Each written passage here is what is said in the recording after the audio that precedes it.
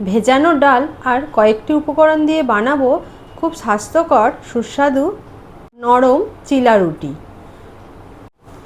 একটা মিক্সার গ্রাইন্ডারে নিয়ে নেব 1 বাটি ভেজানো মুগের ডাল, হাফ বাটি ভেজানো মুগ কড়াই, 1 বাটি ভর্তি ভেজানো চিড়ে, দিয়ে দেব অল্প পরিমাণ জল, দিয়ে মিক্সার গ্রাইন্ডারটা সামান্য ঘুরিয়ে নেব। একটু শুকনো অবস্থায় ঘোরালে ডাল ভালো পিষে যায়। ঢাকনাটা খুলে 1 বাটি পরিমাণ জল দিয়ে আরও একবার মিক্সার গ্রাইন্ডারটা স্পিডে ঘুরিয়ে নেব। ঢাকা খুলে দেখে নেব ঠিকঠাক ডালটা পিষেছে কিনা। খুব ভালো পিষে গেছে। একটা বাটির মধ্যে ডালের ব্যাটারটা ঢেলে নিলাম। মিক্সারের বাটিটা ধুয়ে আরও খানিকটা জল দিয়ে দিলাম।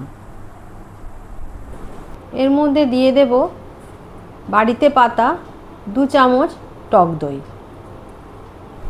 পরিমাণ মতো লবণ, দিয়ে দেব হাফ চা চামচ খাবার সোডা, আর দিয়ে দেব হাফ চা চামচ ধনে গুঁড়ো, হাফ চা চামচ জিরে গুঁড়ো, দিয়ে ব্যাটারটা আমি ফেটিয়ে নেব।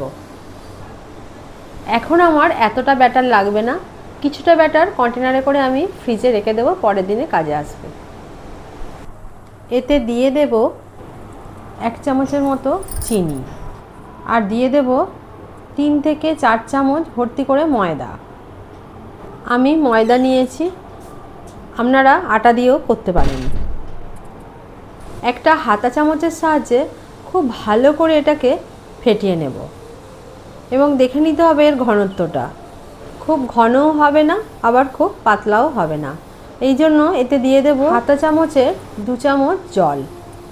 দেওয়ার পর খুব ভালো করে ফেটিয়ে এটাকে 15 থেকে 20 মিনিট রেস্টে রেখে দেব।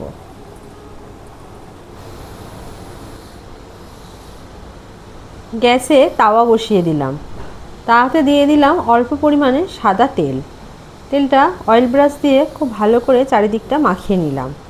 তেল গরম হয়ে গেছে, হাতা চামচ দিয়ে 2 চামচ ব্যাটার তাওয়াতে দিয়ে দেব। খুন্তির সাহায্যে একটু স্প্রেড করে দেব। উপরের পিঠটা খুব ভালো টেনে গেছে। এইবার এটা উল্টিয়ে দেব। অপর পিঠটাও ভাজা হয়ে গেছে, এইবার এটাকে তুলে নেব। ঠিক ওই একইভাবে আমি আরও একটা ভেজে নেব। এই চিলা রুটি স্বাস্থ্যের পক্ষে খুবই উপকারী।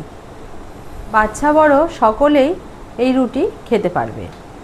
তৈরি হয়ে গেল আমাদের নরম তুলতুলে স্বাস্থ্যকর চিলা রুটি, আর সাথে রায়তা। রেসিপিটা ভালো লাগলে বন্ধুরা লাইক অ্যান্ড সাবস্ক্রাইব করবেন। ধন্যবাদ।